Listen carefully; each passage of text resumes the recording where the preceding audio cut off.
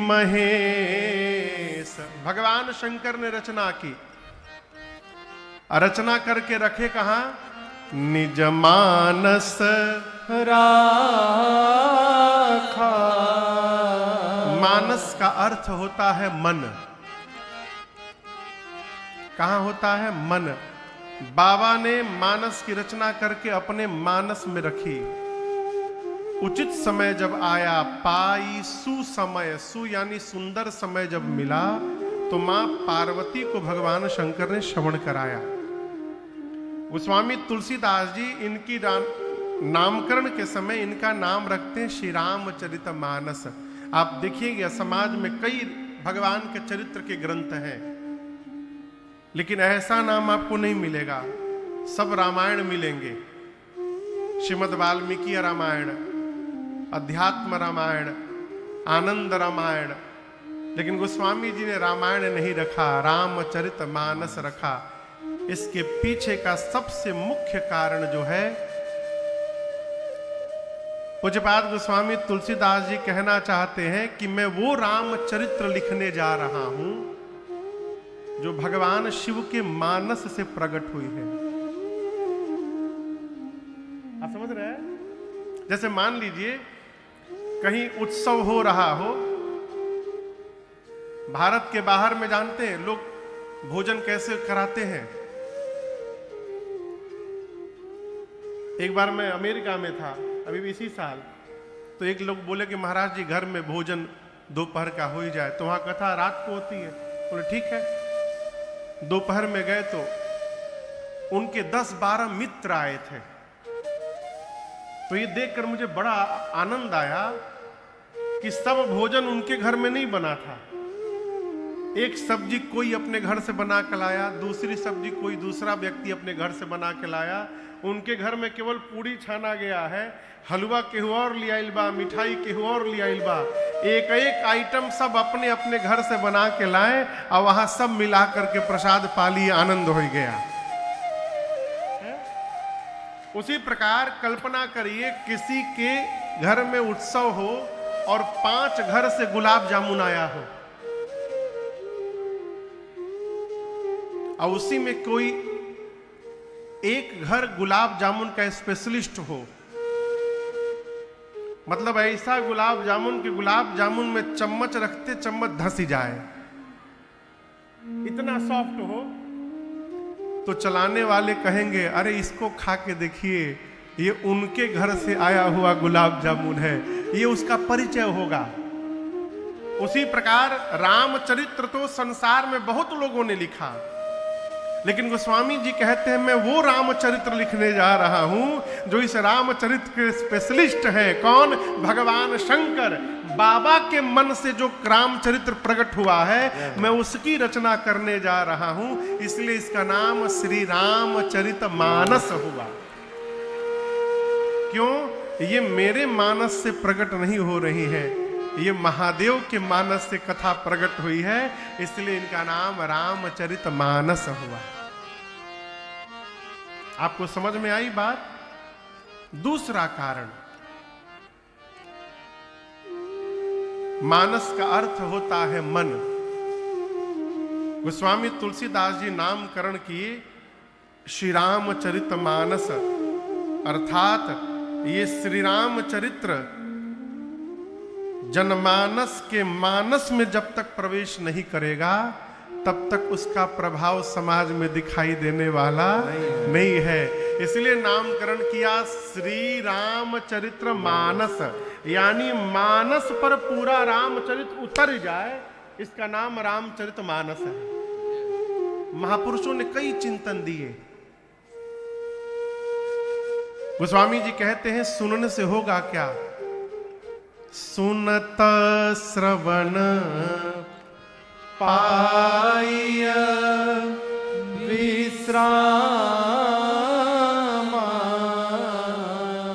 सुनत श्रवण पाय विश्राम। गोस्वामी जी कहते हैं इस चरित्र को श्रवण करने मात्र से मन को विश्राम की प्राप्ति हो जाएगी। अभी हम लोग परसों दिल्ली कथा पूरी किए हैं, दिल्ली, वहां से कथा करके सीधे यहीं आए हैं। वहां एक पत्रकार ने प्रश्न किया कि महाराज, वर्तमान समय में समाज में लोग डिप्रेशन में बहुत जा रहे हैं, इसका कारण क्या है? आदरणीय डॉक्टर साहब बैठे हैं यहां पर। अच्छा, ये अभी वर्तमान समय में डिप्रेशन का प्रभाव बहुत अधिक पड़ा है। पहले आप सुनते थे कि आज से 20 साल पहले, 25 साल पहले कि फलानवा डिप्रेशन में चल गई बा, सुनते थे? सुनाई पड़ता था? नहीं। क्यों? उस समय आज इतना जीव समृद्ध भी नहीं था, उस समय अभाव में लोग रहते थे, लेकिन अभाव में भी आनंद में रहने का स्वभाव बना हुआ था, इसलिए डिप्रेशन कोसों दूर रहता था। डिप्रेशन क्यों होता है समझिएगा। हम जो वर्तमान में हैं, हम उसको स्वीकार नहीं करते। हम जहां पहुंच नहीं पा रहे हैं उसी की कल्पना दिन रात करते रहते हैं, इसलिए हम डिप्रेशन के शिकार हो जाते हैं। ये कथा कहती है, वर्तमान को स्वीकार करके वर्तमान में रहने का स्वभाव बनाइए। भविष्य ठीक न किया जाए, आज को ठीक किया जाए। यदि हर मनुष्य अपना वर्तमान ठीक करके रहने लगे तो आने वाला भविष्य अपने आप ठीक हो जाएगा, क्योंकि भविष्य भी जब आएगा तो वर्तमान ही बनकर आएगा। वो आएगा आपके पास तो कल आएगा तो आज बनकर आएगा, कल नहीं आएगा। ये कथा विश्राम की प्राप्ति कराती है। विश्राम का अर्थ, विश्राम यानी 2 घंटा सो के उठ गए, ये विश्राम नहीं है। विश्राम क्या है? एक संत हुए पूज्य गीतानंद जी महाराज कहते हैं, विश्राम क्या है दर्शन करिए। हर हाल में खुश रहना, ये विश्राम है। हर हाल में खुश रहना, संतों से सीख जाए। हर हाल में खुश रहना, संतों से सीख जाए। हर हाल में खुश रहना, हर हाल में खुश रहना, संतों से सीख जाए। हर हाल में खुश रहना, संतों से सीख जाए। महफिल में जुदा रहना, महफिल में जुदा रहना, संतों से सीख जाए। महफिल में जुदा रहना, संतों से सीख जाए। हर हाल में खुश रहना।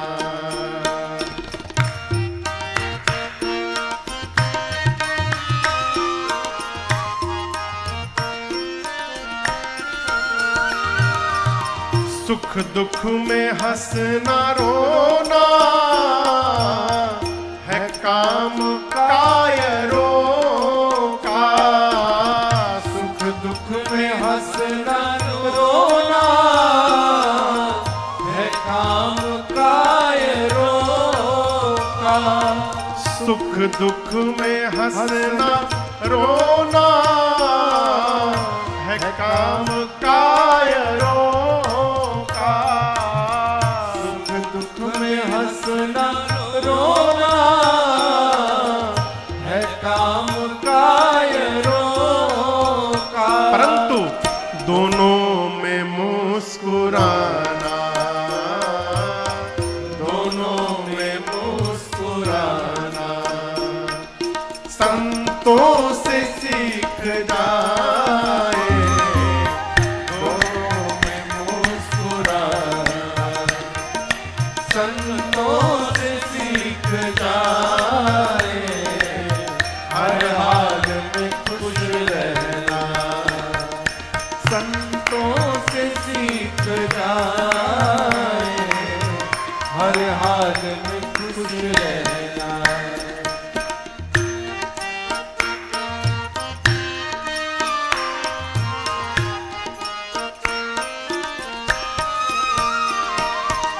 झंझट से भाग जाना सब लोग बताते हैं। झंझट से भाग जाना सब लोग बताते हैं। अरे झंझट से भाग जाना सब लोग बताते हैं। झंझट से भाग जाना सब लोग बताते हैं। परंतु झंझट में बच के रहना, झंझट में बच के रहना। संतों से सीख जाए, झंझट में बच के रहना। संतों से सीख जाए, हर हाल में खुश रहना। संतों से सीख जाए, हर हाल में खुश रहना।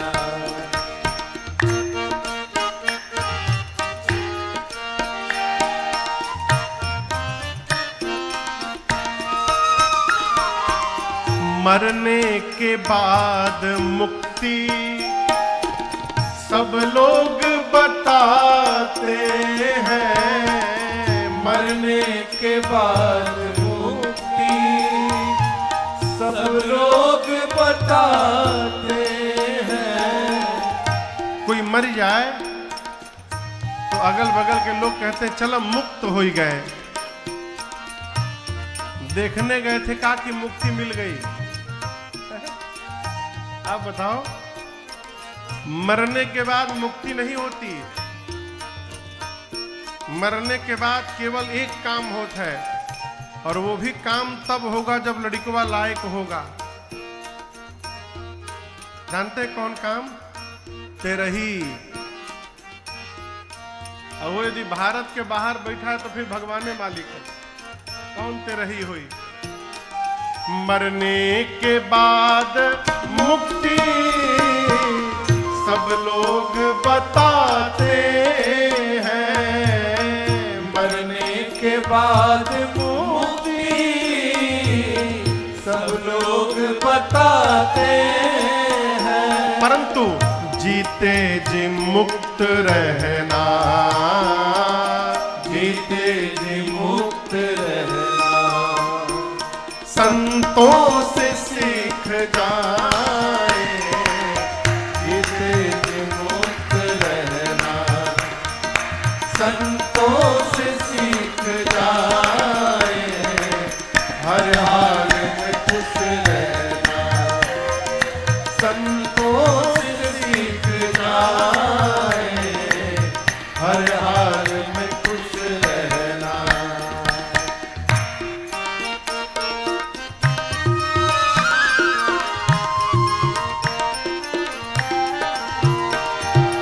दुनिया के लोग दौलत पाकर के मुस्कुराते।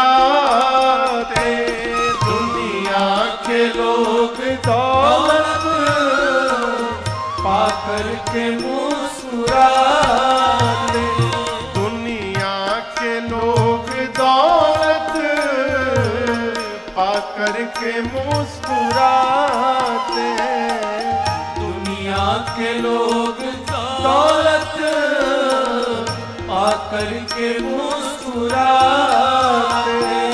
पर भिक्षु बन के हंसना, पर भिक्षु बन के हंसना संतों से सीख जाए। पर भिक्षु बन के हंसना संतों से सीख जाए।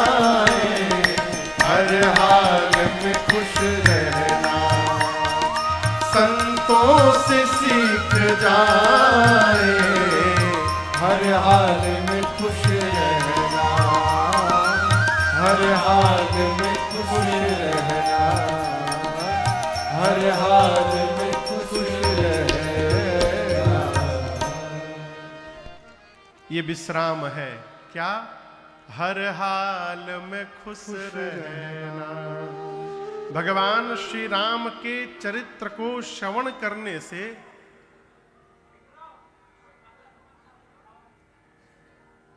के हो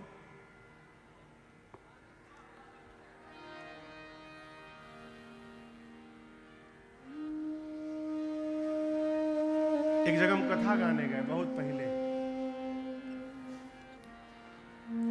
तो वहां इतने व्यवस्थापक हो गए थे कि पूरी कथा वही लोग डिस्टर्ब कर डाले। श्रोता चुपचाप बैठे थे और वही केवल कह, कोई चिल्लाएगा नहीं।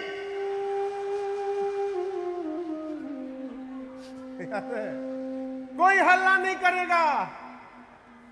कोई इधर से बोले कोई उधर से बोले, भैया तू लो ना कर लो पहले हल्ला। कोई बात नहीं, आज पहला दिन है ना, जो भी ऊपर नीचे है सब कल व्यवस्थित होगा। हर हाल में खुश रहना है। जीवन में वर्तमान को स्वीकार करके आनंद में रहना, यही विश्राम है। और याद रखिए, जितना भी ऐश्वर्य प्राप्त हो जाए, यदि स्वीकार करने का स्वभाव नहीं आया तो जमा करते करते हाय हाय करते करते चले जाएंगे। अब पिछवा वाले आनंद उठाएंगे। हमने कई परिवार देखे हैं, बाबूजी फटहा धोती पहन पहन के जीवन बिता गए, जाने के बाद उनका बक्सा खुला तो 250 धोती निकला। जीवन भर फटा पहने, वो चले गए तो उनका पेटी खोला गया, का रखले बने, तो उसमें 250 नया नया धोती मिला। उसके बाद जितना बचा था सब लड़कों आनंद किए हैं। स्वीकार करिए, आज जो भगवान ने दिया है, जो प्राप्त है, वो पर्याप्त है। इसको स्वीकार करिएगा, यही विश्राम है। गोस्वामी तुलसीदास जी कहते हैं, आप मानस जी को पढ़िएगा, पूरी कथा लिखने के बाद गोस्वामी जी इस बात को स्वीकार करते हैं, क्या? पायो परम विश्राम, राम समान प्रभु नाही कहो। पायो परम विश्राम राम।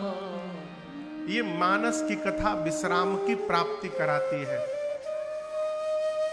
और आपसे एक और निवेदन करूं, एक बार, 2 बार, 3 बार सुन लेंगे तो विश्राम मिल जाएगा। इस भ्रम में न रहिए। गोस्वामी जी तो कही रहे हैं कि विमल कथा कर कीन्ह आरंभा, सुनत सुनने मात्र से नशा ही नशा जाएगा। क्या? काम मद दंभा। काम, क्रोध, मद, मोह, लोभ, मत्सर, ये जितने विकार हैं 6, ये मानस की कथा सुनने से नशा जाते हैं, यानी समाप्त हो ही जाते हैं। कई लोगों को पर्सनली मैं जानता हूं, जो 40-40 साल से कथा सुन रहे हैं, पढ़ रहे हैं, लेकिन क्रोध आज तक समाप्त नहीं हो पाया। तो क्या ये गलत लिखा है? यदि सही लिखा है तो समाप्त क्यों नहीं हुआ? ये बड़ा अद्भुत विषय है। समाप्त इसलिए नहीं हुआ कि वो कथा पढ़ ही नहीं रहे थे, वो तो केवल अक्षर पढ़ रहे थे। बस पढ़ ही रहे हैं, का पढ़ ही रहे हैं, इससे कोई लेना देना नहीं है। हमारे गांव बगले में है, बहुत दूर नहीं है यहां से, मैक्सिमम 1.5 घंटा, 1-1.5 घंटा। एक बार अपने क्षेत्र में एक जगह मानस पाठ हो रहा था, मैं भी गया था, मैं बैठ के सुन रहा था, 5 मिनट ले गया था मैं। तो जो भैया लोग पढ़ रहे थे, प्रसंग चल रहा था मानस जी में अयोध्या कांड का कि महाराज चक्रवर्ती जी का प्राण निकलने वाला है, राम जी लौट के आए नहीं है वन से। सुमंत जी बता दिए कि महाराज राम जी आए नहीं, चले गए। महाराज विलाप कर रहे हैं, उनके प्राण कंठ में आके फंसे हुए हैं। ये प्रसंग था मानस जी में। और उस पाठ को गाने वाले मजीरा ढोलक हारमोनिया लेके ले झमाझम बज रहा है पूरा। अब मैं बैठ के सोची कर गा रहे हैं, अब वो ऐसे क्यों गा रहे हैं? वो केवल अक्षर गा रहे हैं, उसमें क्या लिखा है, क्या प्रसंग चल रहा है, कोई मर रहा है कि कोई जन्म ले रहा है, इनसे कोई लेना देना नहीं। इस प्रकार के पाठ से कुछ होने वाला नहीं है। दवाई जब तक शरीर के भीतर प्रवेश नहीं करेगी, तब तक उसका प्रभाव व्याधि पर दिखाई देने वाला नहीं है। आप दुनिया के बड़े से बड़े डॉक्टर से मिल के आ जाइए,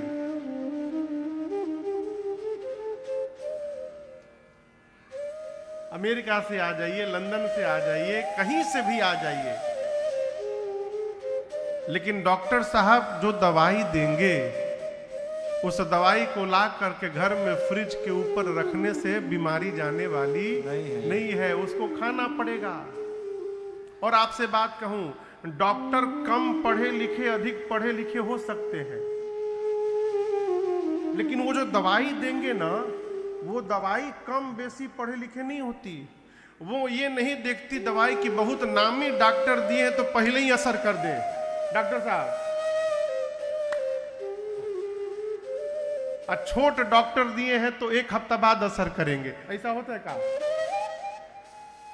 उसी प्रकार भगवान की कथा सुनाने वाला वक्ता बड़ा छोटा हो सकता है, बहुत ज्ञानी, कम ज्ञानी, मध्यम ज्ञानी हो सकता है, लेकिन वो जो भगवान की कथा सुनाता है, उस कथा के प्रभाव में कोई अंतर पड़ने वाला नहीं है। बड़ा वक्ता सुनाए तो भी वही प्रभाव, और छोटा वक्ता सुनाए तो भी वही प्रभाव पड़ेगा।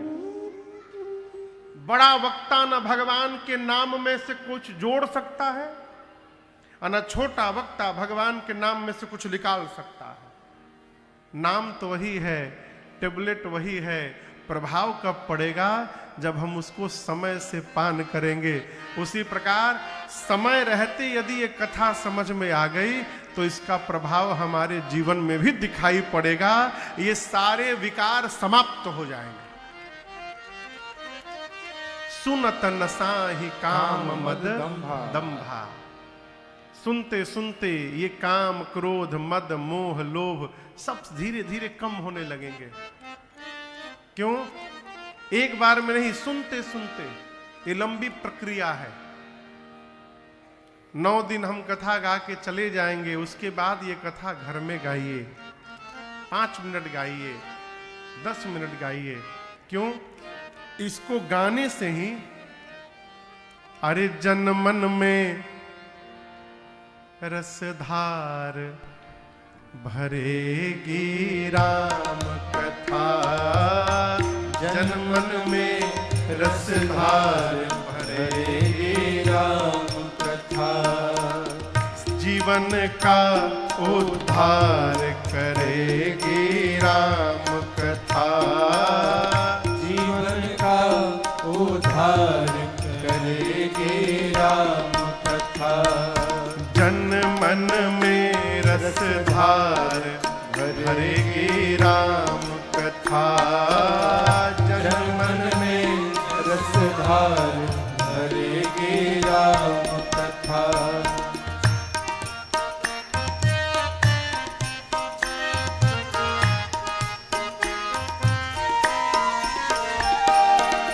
राम लखन प्रिय भरत शत्रुघ्न संग जानकी अंजनी नंदन, राम लखन प्रिय भरत शत्रुघ्न संग जानकी अंजनी नंदन। हाँ, राम लखन प्रिया भरत शत्रुघ्न संग जानकी अंजनी नंदन।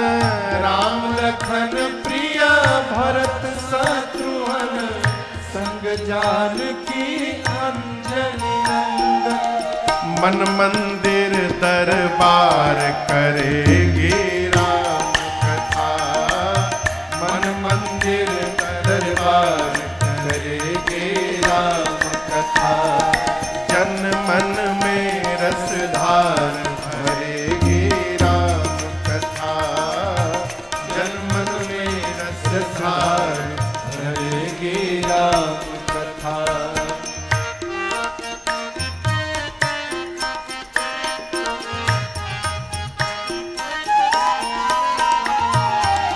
कथा जीत है हार नहीं है, मिलता तुरंत उधार नहीं है।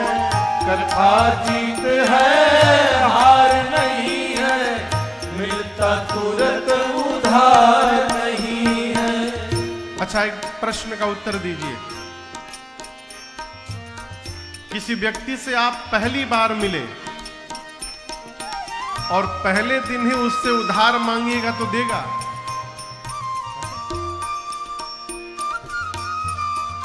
सावधान, आपका अपना ही आदमी यदि सालों बाद अचानक फोन कर दिया है तो जरूर कोई ना कोई काम पड़ा होगा उसका। ऐसे कोई फोन करने वाला निरंतरता में रहता है। यदि किसी से उधार लेना है तो उससे संपर्क करना पड़ता है नित्य। जब बार बार आप मिलेंगे, परिचय होगा, बातचीत होगी, तब कभी आवश्यकता पड़ी तो आपको प्राप्त भी हो सकता है। उसी प्रकार ये कथा, इससे नित्य यदि संपर्क बना रहेगा पढ़ने सुनने का, तो हम जो चाहेंगे इनसे प्राप्त कर सकते हैं। कथा जीत है हार नहीं है, मिलता तुरंत उधार नहीं है। कथा जीत है हार नहीं है, मिलता तुरंत उधार नहीं है। सफल नगद व्यापार करेगी राम कथा। सफल नगद व्यापार करेगी राम कथा। जन मन में रस धार भरेगी राम कथा। जन मन में रस धार भरेगी राम कथा।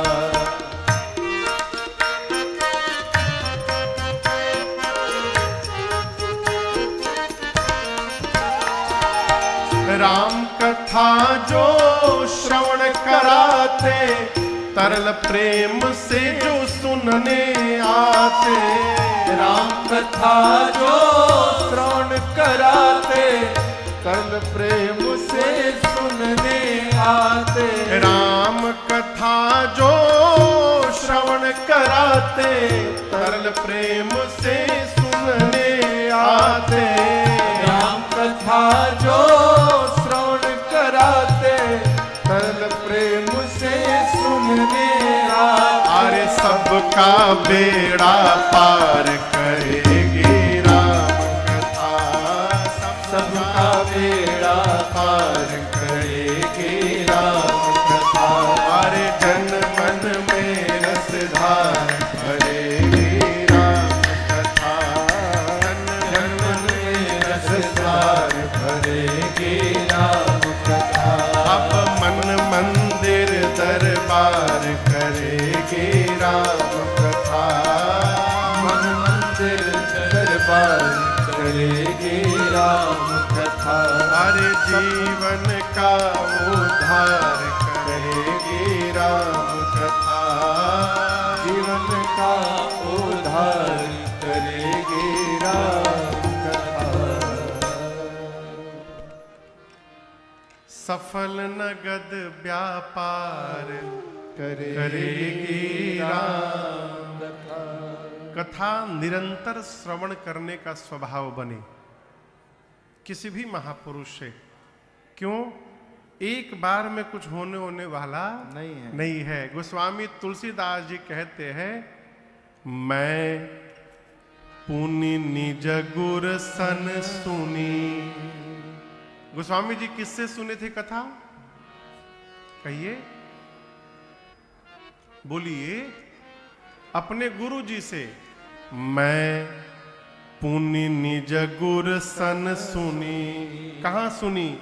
कथा सुसूकर खेत, समुझी नहीं तसि बालिपना, तब अति रहे अचेत। गोस्वामी जी कहते हैं कि मैंने सबसे पहले ये कथा अपने पूज्यपाद गुरुदेव भगवान के मुख से सुनी। क्षमा करिएगा, आजकल जिसको कुछ भी नहीं समझ में आता वो भी प्रकांड विद्वान बन के घूम रहा है? जिसको कथा का क भी समझ में नहीं आया वो भी सब जो पूछिए, जहां से पूछिए, सब बताएंगे। गोस्वामी जी क्या कह रहे हैं कि मैं अपने गुरुदेव भगवान से पहली बार वराह क्षेत्र में इस कथा को सुना, और मैं सत्य कहता हूं गुरु जी सुनाए तो, लेकिन हमरे समझ में कुछ आया वो नहीं, समझ ही नहीं कछु। अरे कुछ भी समझ में नहीं आया हमको। गुरु जी सुना गए पूरी राम कथा। तुलसीदास जी कहते हैं हमको समझ में आया नहीं कुछ भी। क्यों?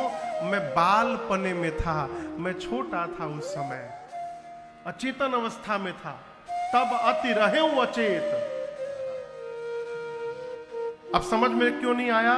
क्योंकि ये कथा श्रोता बक्ता ज्ञान निधि, कथा राम के गुरु। आपसे बताऊं, पहले ये लिखने की परंपरा नहीं थी। आप स्मरण करिए, आज से 20-25 साल पहले, मुझे याद है जब मोबाइल फोन नहीं थे, एक व्यक्ति को कम से कम 50 मोबाइल नंबर, टेलीफोन नंबर याद रहते थे।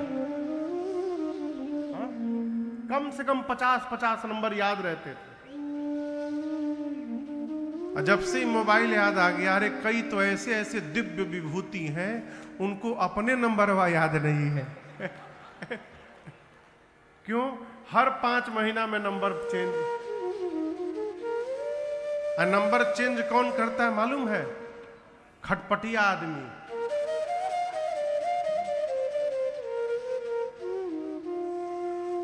पहले के समय में था कि आपके मित्र जितने आपके पुराने हैं, जितने वर्षों से आपके मित्र हैं, वो आपकी प्रामाणिकता को बताता था।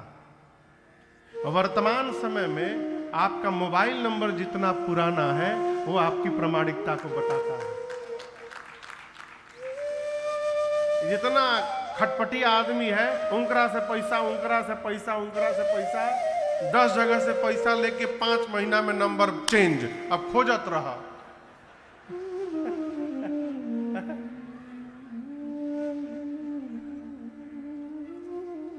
पहले याद रहता था।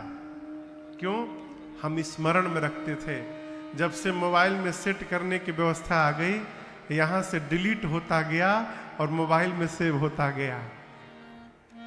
पहले की परंपरा में सद्गुरु अपना पूरा का पूरा ज्ञान अपने शिष्य को स्मरण करा देता था। और ये गुरु शिष्य परंपरा से कथा चलती आ रही है। गुरु जी ने अपने शिष्य को सुनाया, वो अपने शिष्य को सुनाए, वो अपने शिष्य को सुनाए। ऐसे गुरु चेला से चलते चलते चलते चलते कथा प्रातः स्मरणीय पूज्य श्री नरहरिया दास जी महाराज तक पहुंची। ये गोस्वामी तुलसीदास जी के गुरु जी हैं। वो भी गोस्वामी जी को सुनाए, लेकिन गोस्वामी जी कहते हैं मेरे समझ में कुछ आया नहीं। हमसे पहले वाले कैसे समझ गए?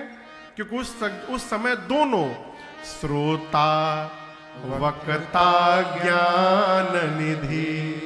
कहने वाले गुरु जी भी ज्ञानी होते थे, सुनने वाले श्रोता भी ज्ञानी होते थे, चेला भी। और ऊपर से कथा राम के गूढ़, वो दोनों ज्ञानी होते थे। राम जी का चरित्र गूढ़ चरित्र है। लेकिन मैं अपने बारे में क्या कहूं कि मी समझो मैं जीव जड़, कलिमल ग्रसित विमूढ़। पहले के जमाने में गुरु जी सुनाए तो चेला को इसलिए समझ में आ गया कि गुरु भी ज्ञानी होते थे, शिष्य भी ज्ञानी होते थे। लेकिन गोस्वामी जी कहते मैं कैसे समझूं, किम समझाऊं मैं जड़ बुद्धि का था। कलिकाल के विकार से मेरी मति जकड़ी हुई थी, मैं मूढ़ था, मैं कैसे समझूं। लेकिन यहां गुरु की गुरुता का दर्शन करिए। गोस्वामी जी कहते मेरे समझ में तो कुछ आया नहीं, लेकिन एक बात बताऊं, मेरे गुरु जी रुके नहीं, गुरु जी सुनाते रहे। तद्यपि कहे गुर बारहि बारा, तद्यपि कहे गुर बारहि बारा, समुझे परा कछु मति अनुसारा, समुझे परे कछु मति अनुसारा,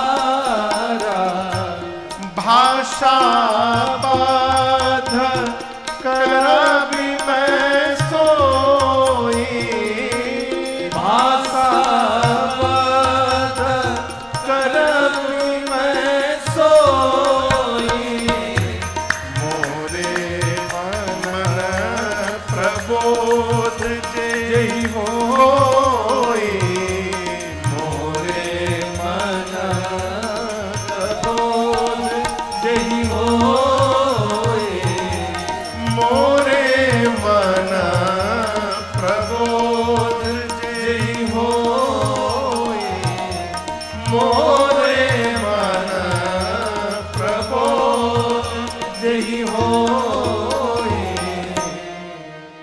गोस्वामी जी कहते हैं कि मेरे गुरु जी माने नहीं, बार बार सुनाए। तदपि कहे गुर बारहि बारा। और बार बार गुरुदेव के कहने के बाद गोस्वामी जी कहते हैं कि समुझ परी कछु मति अनुसार। अच्छा आप बताओ, एक आदमी बाल्टी लेकर गया कुएं के पास पानी भरने, बाल्टी लेकर। किसी ने कहा बुद्धि नहीं है तुमको, का कुएं के पास आ गए, इतना सा पानी, बगल में तालाब है, तालाब के पास जाओ, इससे अधिक पानी वहां है। वो सोचा कि तालाब में बहुत पानी है, बाल्टी लेकर तालाब के पास चला गया। किसी ने पूछा कहाँ आए हो, पानी भरने आया हूं। तो उसने कहा अरे मूर्ख हो तुम, अरे बगल में नदी बही रही है, चले आए तालाब के पास, जाओ नदी के पास। वो बाल्टी लेकर नदी के पास गया, फिर कोई मिला, कहाँ आए हो, पानी लेने आया हूं बाल्टी में। महामूर्ख हो तुम, ये पतली सी नदी 1 किलोमीटर आगे जाके समुद्र में मिल रही है, कितना पानी है समुद्र में पता है, समुद्र के पास जाओ। वो बाल्टी लेकर समुद्र के पास चला गया। लेकिन उस मूर्ख को कौन बताए, समुद्र के पास दौड़ो, चाहे नदी के पास, चाहे तालाब के पास, चाहे कुएं के पास, तुम्हारे हिस्से में उतना ही आएगा जितना बड़ा तुम्हारा बर्तन है। ये नहीं कि कुएं के पास तुम अधिक कम पानी लेके चले जाओगे, समुद्र से अधिक पानी जाएगा। आप चले कहीं जाइए, आपको प्राप्त उतना ही होगा जितनी आपकी पात्रता है। पात्रता से अधिक प्राप्त होने वाला नहीं है। गोस्वामी जी कहते हैं गुरु जी ने बार बार सुनाया, मेरे समझ में कितना आया समुझी परी कछु मति अनुसार। बाबा कहते जितनी मेरी मति थी, बुद्धि थी, उसी के अनुसार थोड़ा सा समझ में आया, और जो थोड़ा सा मुझे समझ में आया है उसी को मैं यहां पर भाषाबद्ध करने जा रहा हूं। मैं एक दिन सोच रहा था, बाबा थोड़ा सा समझे तो ये लिखे थे, यदि पूरा समझ गए होते तो क्या लिख देते भगवान जाने। ये थोड़ा सा समझा हुआ गोस्वामी जी ने लिखा है, ये रामचरितमानस है। ये प्रसंग मैं क्यों सुनाया आपको? एक दिन कथा में आए, यदि कुछ समझ में ना आवे तो घबराइए मत, अगले दिन फिर आइए। जिस पानी से बूंद बूंद पानी टपकता है नल से, नल देखे ना, कई नल का भीतर का वो वॉशर की क्या कहते हैं उसको, वो खराब हो जाता है ना, तो कितनों टाइट करिए उससे पानी टपकता है। ऐसा कोई नल हो जिससे बूंद बूंद पानी गिरता हो, 2-3 साल बाद उस नल के पास जाकर देखिएगा, जहां पानी गिर रहा है वहां नीचे पत्थर में आपको छिद्र दिखाई पड़ेगा। दिखता है ना? किसी से कहिए कि बूंद से पत्थर में छेद हो गया, कहेगा मूर्ख बना रहे हो। लेकिन एक ही स्थान पर जब बार बार बूंद टपकता है तो बूंद में भी वो शक्ति है कि पत्थर में छिद्र कर दे। उसी प्रकार कुछ समझ में न आवे फिर भी बैठिए, बार बार कथा जब इस कान में प्रवेश करेगी तो एक ना एक दिन यहां भी छिद्र होगा और पूरा रामचरित्र भीतर प्रवेश कर जाएगा। निरंतरता बनी रहे। गोस्वामी तुलसीदास जी ने श्री रामचरितमानस में 7 कांड लिखे। बाल कांड, दूसरा कांड बोलिए,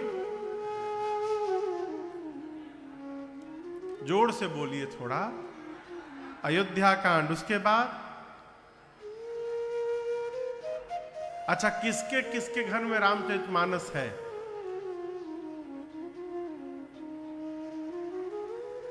हाथ नीचे करिए। किसके घर में नहीं है?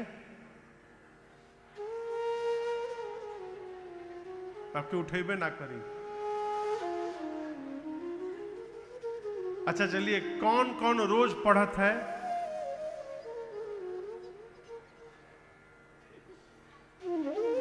तनी कैमरा घुमैया हो ओने की ओर। पूरे पंडाल में 2-3 लोग पढ़ते हैं नित्य।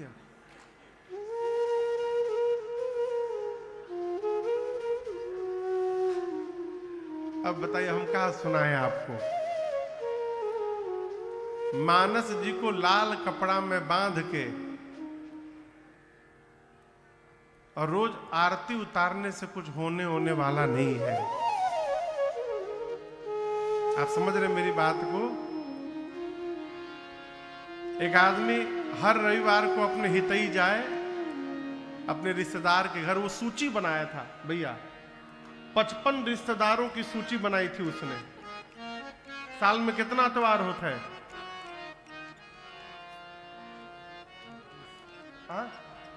26 56 कौन दुनिया में रहना हो। साल में कितने रविवार होते हैं? 52 47 नहीं होते हैं, 52-53 के आसपास होते हैं।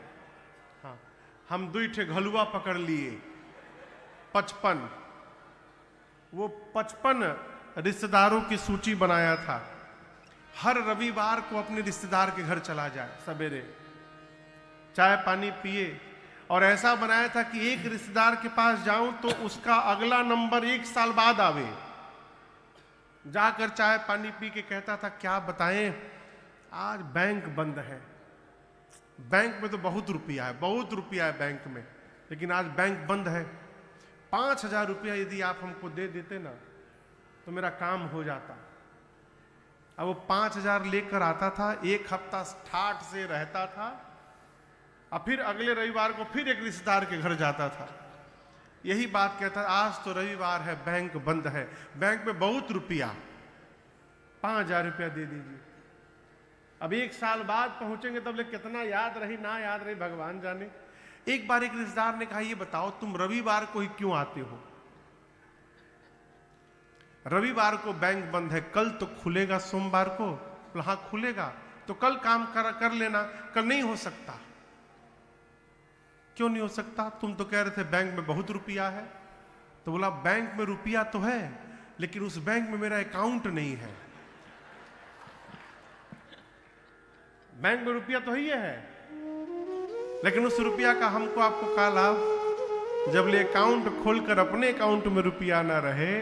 उसी प्रकार इस श्री रामचरित मानस बैंक में तो बहुत ज्ञान है, लेकिन इस ज्ञान का हमको आपको क्या लाभ? कब तक? जब तक अकाउंट ना खुल जाए इस ब्रांच में और अकाउंट खुलकर इसको लेन देन का स्वभाव न बने, तब तक इस ज्ञान का हमको लाभ मिलने वाला नहीं है। इसलिए मानस जी को आरती बाद में दिखाइए, पहले पढ़िए। एक व्यक्ति मिला, कहा महाराज संस्कृत में लिखा है ना, इसलिए हम संस्कृत नहीं पढ़ पाते। अब हम उनसे क्या बोले? कईयों खोल के देखे भी नहीं कि संस्कृत है कि अवधि है? गोस्वामी जी ने हमारे आपके लिए अवधि भाषा में मानस की रचना की। क्यों? जो कम पढ़ा लिखा है वो भी पढ़ ले, जो नहीं पढ़ा लिखा है वो भी सुन सुन कर गुनगुनाने लगे। मंगल भवना अमंगल हारे, मंगल भवना अमंगल हारे, द्रवहु सो दशरथ अजिर बिहारे, द्रवहु सो दशरथ अजिर बिहारे। हाँ द्रवहु सो दशरथ अजिर बिहारे, द्रवहु सो दशरथ अजिर बिहारे। पहला कांड है बाल कांड, दूसरा कांड है श्री अयोध्या कांड, तीसरा कांड है अरण्य कांड, चौथा कांड है किष्किंधा कांड, पांचवा कांड है सुंदर कांड, छठा कांड है लंका कांड जिसे युद्ध कांड कहते हैं, और सातवां और अंतिम कांड का नाम है उत्तर कांड। ये मानस के 7 सोपान है। एहिमह रुचिर सप्त सोपान। बाल कांड के प्रारंभ में पूज्यपाद गोस्वामी तुलसीदास जी 7 श्लोक लिखते हैं। ये 7 ही श्लोक क्यों लिखे? कई चिंतन है महापुरुषों के। एक महापुरुष कहते हैं महाराज 7 कांड लिखे, इसलिए एक एक कांड को स्मरण करके 7 श्लोक की रचना की बाबा ने। पहले श्लोक में गोस्वामी तुलसीदास जी महाराज गणपति भगवान और मां सरस्वती जी को एक साथ वंदन करते हैं। वर्णानाम अर्थ संघानाम रसानाम छंदसामपि मंगलानाम चकरतारो वंदे वाणी विनायको। पहला श्लोक। दूसरे श्लोक में भगवान शंकर और मां पार्वती को वंदन करते हैं। भवानी शंकरो वंदे श्रद्धा विश्वास रूपिणो। आपको बताऊं, इस श्री रामचरित मानस के आचार्य हैं भगवान शंकर, और मेरी मां पार्वती की कृपा से भगवान शंकर के मुख से ये कथा प्रवाहित हुई, और जिसका परिणाम कि आज इस चिल्लू पार विधानसभा के बड़हलगंज में बैठकर हम और आप इस कथा को गा रहे हैं और श्रवण कर रहे हैं। इसलिए गोस्वामी जी ने भगवान शंकर और मां पार्वती को वंदन किया। तीसरे श्लोक में भगवान शिव के गुरु स्वरूप को वंदन किया, वंदे बोधमयम नित्यम गुरुम शंकर रूपिणम। चौथे श्लोक में आदि कवि बाबा वाल्मीकि जी एवं श्री हनुमान जी महाराज को वंदन किया। पांचवें श्लोक में जगत जननी मां जानकी को वंदन किया। छठवें श्लोक में प्रभु श्री राम जी को वंदन किया। और सातवें श्लोक में गोस्वामी जी कहते हैं, मैंने इस मानस की रचना कैसे की।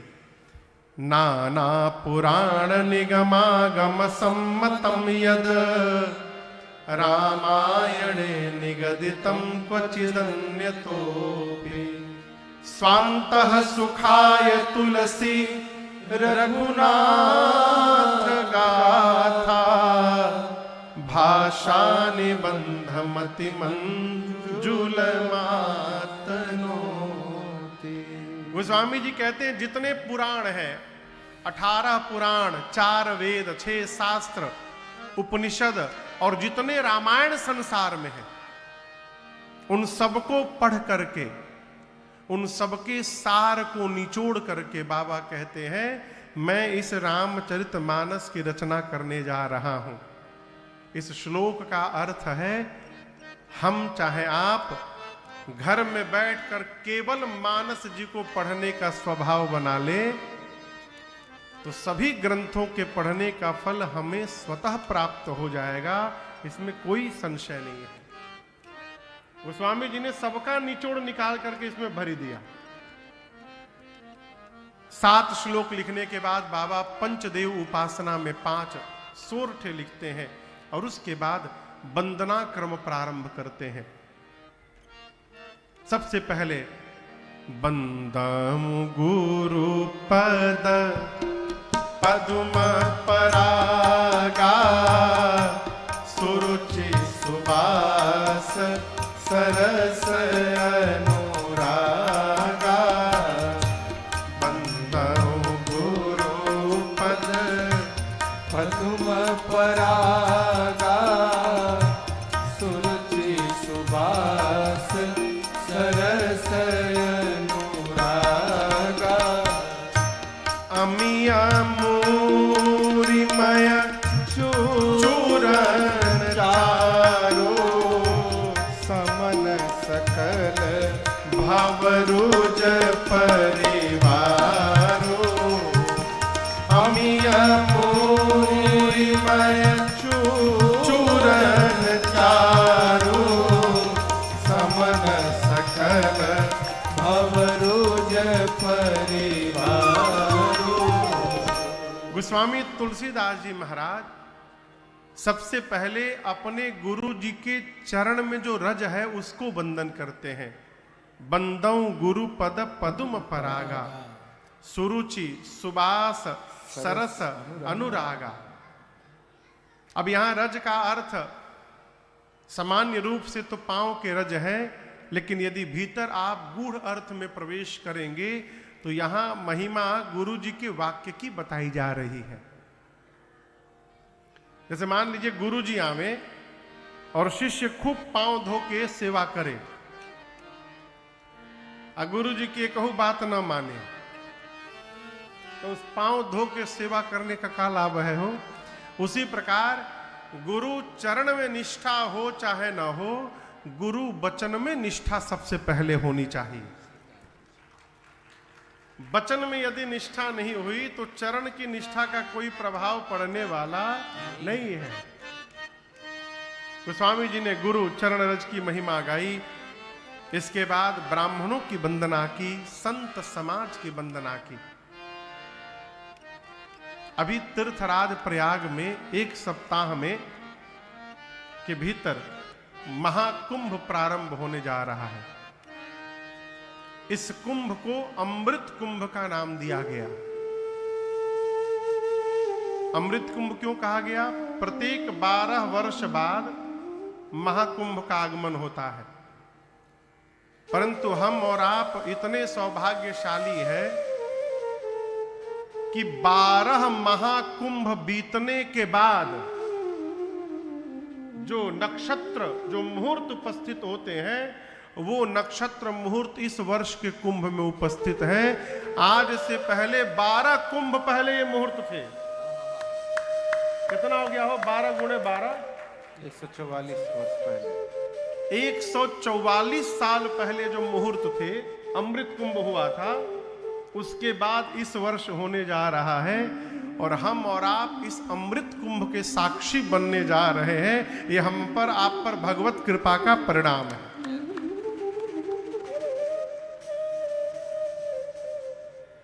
इसी महीने में 14 जनवरी से 22 जनवरी तक पूज्य महाराजा श्री राम कथा गाएंगे प्रयाग में, कुंभ में। इसी कथा के मध्य में वो कथा प्रारंभ होगी। संभव है कि विश्राम के बाद एक दिन के लिए हम लोग भी प्रणाम करने पहुंचे, वे निश्चित है नहीं। और अगले महीने 8 फरवरी से लेकर 16 फरवरी तक सेक्टर 9 में अपने राम जी राम कथा गाएंगे तीर्थराज प्रयाग महाकुंभ में। जिसको इधर जाना है इस कथा में पहुंचे, और जिसको बाद में जाना है तो 8 से 16 वाली कथा में पहुंचे। अब दर्शन करिए, उस तीर्थराज प्रयाग में स्नान करने के लिए आपको यहां बड़हलगंज से जाना पड़ेगा ना। लेकिन पूज्यपाद गोस्वामी तुलसीदास जी महाराज संतों के समाज को भी प्रयाग कहते हैं। संत का जो समागम है वो भी प्रयाग के समान है। मुद मंगलमय संत समाजो, जो जग जंगम तीरथ राजो। संतों का समाज, संतों का समागम, ये तीर्थराज प्रयाग की भांति है। महिमा क्या है? उस प्रयाग में स्नान करने के लिए आपको बड़हलगंज से जाना पड़ता है, और इस प्रयाग में स्नान करने के लिए आपको कहीं जाना नहीं है।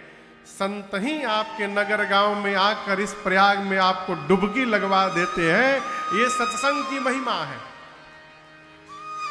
गोस्वामी तुलसीदास जी ने संतों की महिमा गाई, सत्संग की महिमा गाई, भगवत नाम की महिमा गाई, परिकर समाज की वंदन किया, और सबको स्मरण करके बाबा कथा को तीर्थराज प्रयाग ले गए। श्री रामचरितमानस जी में 4 घाट बताए गए हैं। कितने घाट? 4 घाट समझते हैं ना?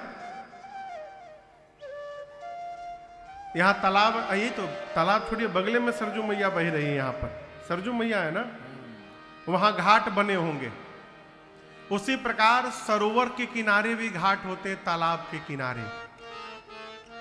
इस श्री रामचरितमानस रूपी सरोवर में 4 घाट बने हैं, और प्रत्येक घाट पर एक कथा कहने वाले वक्ता हैं और कथा सुनने वाले श्रोता हैं। मानस का सबसे पहला घाट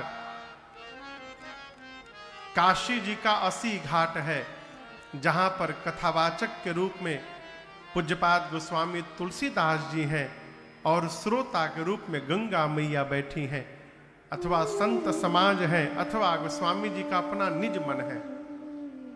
उस घाट से कथा प्रारंभ करके गोस्वामी जी वंदना करते करते आज दूसरे घाट में पहुंचे हैं। यह है तीर्थराज प्रयाग। यहाँ वक्ता हैं श्री याज्ञवल्क्य ऋषि और श्रोता हैं भरद्वाज जी। बाबा कहते हैं, भरद्वाज मुनि बसहि प्रयागा, भरद्वाज मुनि बसहि प्रयागा, तीनहि राम पद अति अनुरागा, तीनहि राम पद अति अनुरागा।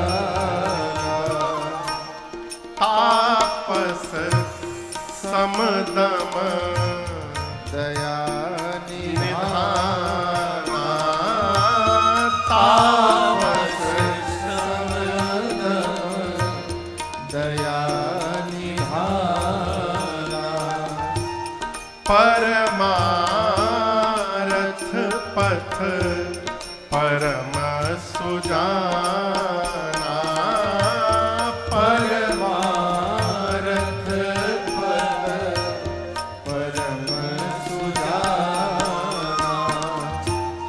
माघ मकरा गाता रवि जब होई, माघ मकर गाता रवि जब होई, तीर्थपति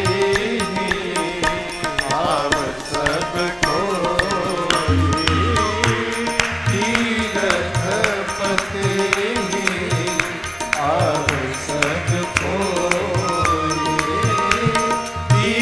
तीर्थपति आव सब कोई। तीर्थराज प्रयाग में एक ऋषि हैं जिनका नाम है श्री भरद्वाज जी। राम जी के चरणों में प्रेम करते हैं, परमार्थ पथ पे चलने वाले पथिक हैं भरद्वाज जी। तपस्वी हैं, समदम से युक्त हैं, दया के भंडार हैं। कहां रहते हैं? कहां रहते हैं? प्रयाग में। मकर संक्रांति कहिया है वो? 14 तारीख को। गोस्वामी जी कहते हैं माघ मकर गत रवि जब होई। माघ महीने में सूर्य नारायण जब मकर राशि में प्रवेश करते हैं, जिसको मकर संक्रांति कहते हैं हम लोग, उस दिन से तीर्थराज प्रयाग में 1 महीने का मेला लगता है। माघी पूर्णिमा ले, ठीक ना? माघ मकर संक्रांति से लेकर के माघी पूर्णिमा तक 1 महीने का मेला लगता है। कहां? प्रयाग में। 14 जनवरी मकर संक्रांति को कहा छूते हैं हम लोग, दान करते हैं। हाँ, क्या कह रहे हैं? तिल, तिल के लाई, करिया तिल के उज्जर तिल, करिया करिया। क्यों जानते हैं? क्यों तिल स्पर्श करके दान देते हैं उस दिन? मकर संक्रांति के दिन भगवान सूर्य अपने पुत्र शनि के घर में जाते हैं। शनि देव भगवान सूर्य के पुत्र हैं। और आपसे कहें बाबूजी अब बेटा में थोड़ा बनत नहीं है। सूर्य नारायण और शनि में उतना नहीं बनता है, लेकिन काल चक्र ऐसा है कि भगवान सूर्य शनि के घर में प्रवेश करते, पुत्र के घर में। तो जो सनातनी लोग हैं, शनि देव को काला तिल बहुत प्रिय है। इसीलिए हम लोग मकर संक्रांति में काला तिल लैया बना करके स्पर्श करके दान देते हैं कि हे शनि देव, बाबूजी आए हैं, तने ठीक से उनका आदर सत्कार करिएगा। सूर्य नारायण प्रसन्न रहेंगे तो पूरे विश्व पर अपनी कृपा प्रसादी वर्षा करते रहेंगे। मकर संक्रांति के समय से तीर्थराज प्रयाग में प्रत्येक वर्ष मेला लगता है। इस वर्ष तो खैर महाकुंभ ही है। पूरे देश के ऋषि मुनि वहां जाते हैं, 1 महीना रहते हैं। 1 महीना रह करके त्रिवेणी जी में स्नान करते हैं, सत्संग सुनते हैं, जीवन को धन्य करते हैं। 1 माह रहने के बाद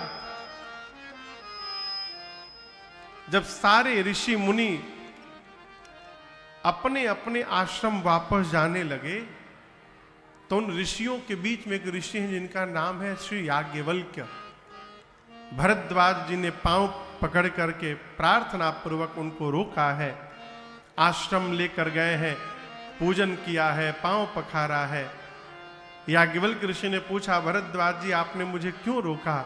भरद्वाज जी बोले, प्रभु मेरे मन में एक संशय है और मैं जानता हूं मेरे संशय को आपको छोड़कर कोई समाप्त नहीं करेगा। याज्ञवल्क्य ऋषि पूछे, क्या संशय है? भरद्वाज जी कहते, प्रभु राम कवन प्रभु पूछऊं तो कहिय बुझाई कृपा निधि मोहि। भरद्वाज जी का सीधा प्रश्न है, प्रभु राम जी कौन है? क्या आप में से कोई है जो राम जी को नहीं जानता है? कोई भी हाथ उठावे जो राम जी को नहीं जानता है। कोई हाथ नहीं उठा रहा है, इसका मतलब सब जानते हैं। और यहां दर्शन करिए, इतने बड़े महात्मा हैं और कह रहे हैं कि राम जी कौन है। अब इसके आगे की बात समझिए। अपने से बड़े के सामने कभी ये जान करके नहीं बैठना चाहिए कि हम सब जानते हैं। जब ये मान लेंगे कि हम का नहीं जाना, फिर कुछ प्राप्त होने वाला नहीं है। जब तक अपने को रिक्त नहीं मानिएगा, तब तक कहीं जाने पर परिपूर्ण होने वाले नहीं है। भरद्वाज जी पूछे राम जी कौन है?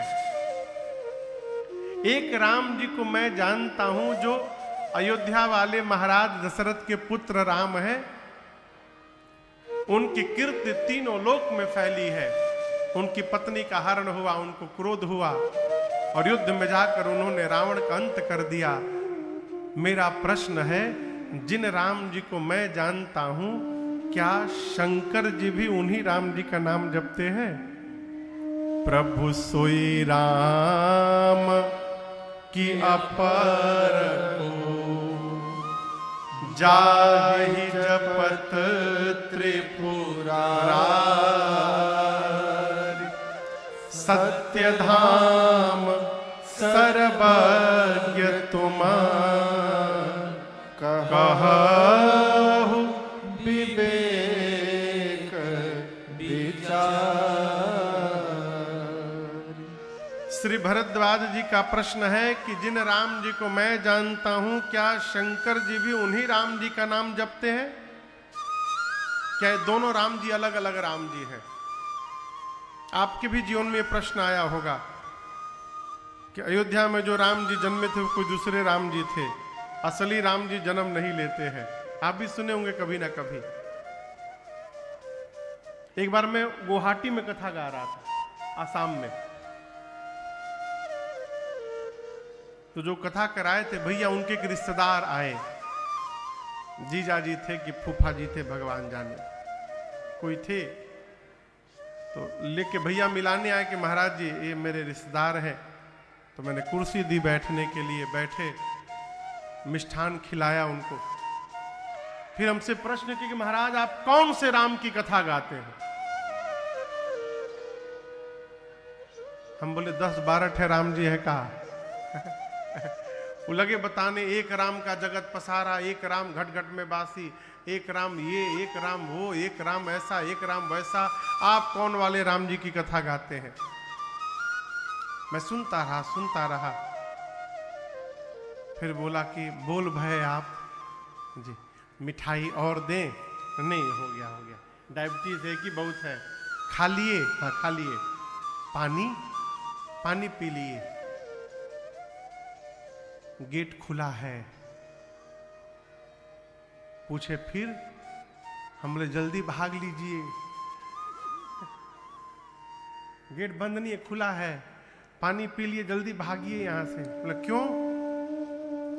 बोले आपन दिमाग के कचड़ा हमरे दिमाग में न डालिए, हम कोई डस्टबिन नहीं है कि ई राम की ऊ राम, 12-15 ठे राम आप ही जानिए।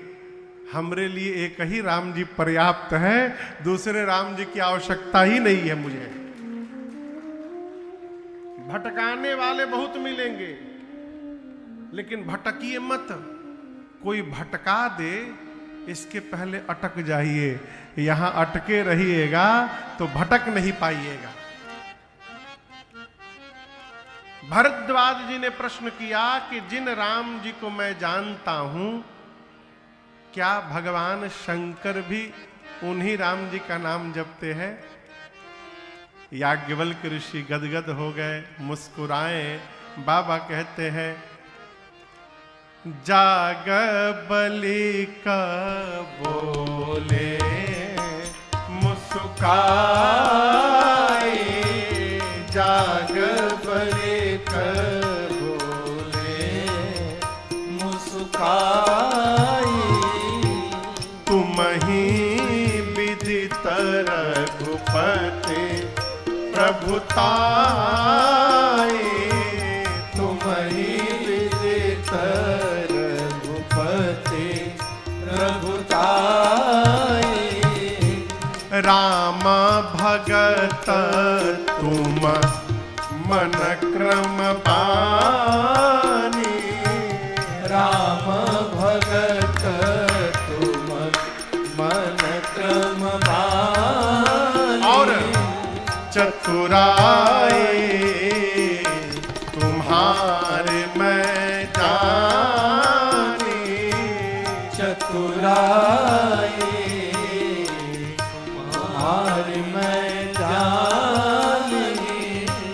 चाहु सुने राम गुण गूढ़ा, चाहु सुने राम गुण गूढ़ा।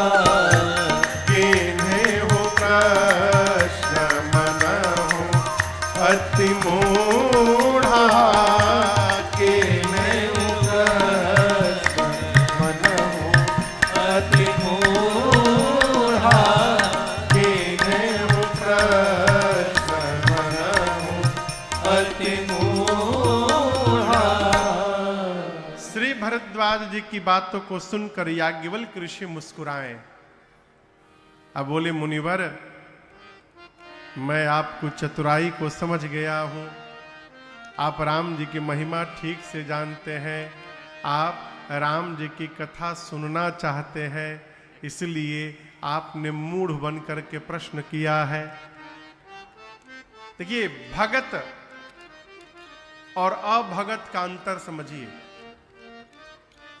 भक्त यदि 4 लोग बात कर रहे हो और उसमें यदि कोई भक्त पहुंच जाए तो आप दर्शन करिएगा, वो बात होते होते कब भगवान में प्रवेश कर जाएगा पता नहीं चलेगा। हाँ?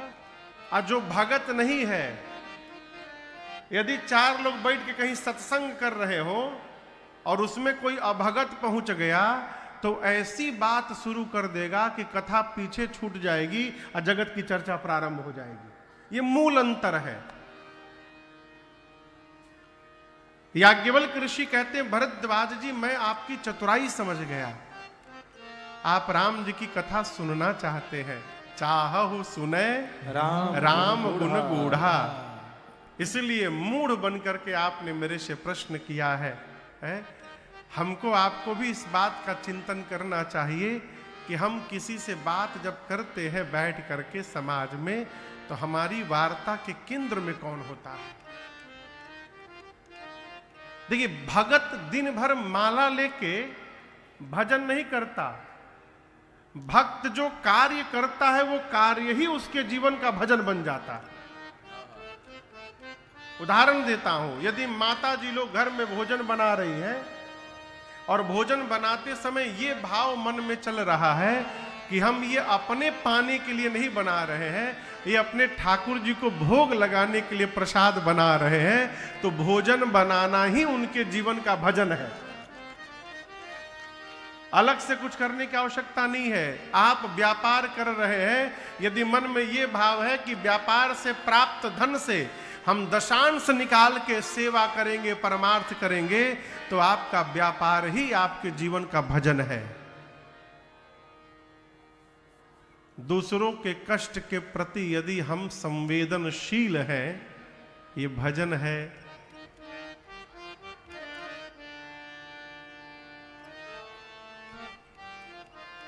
याज्ञवल्क्य ऋषि गदगद हो गए, कहे भरद्वाज जी मैं आपकी चतुराई समझ गया, जैसे आपने प्रश्न किया है उसी प्रकार एक बार पार्वती जी ने प्रश्न किया था।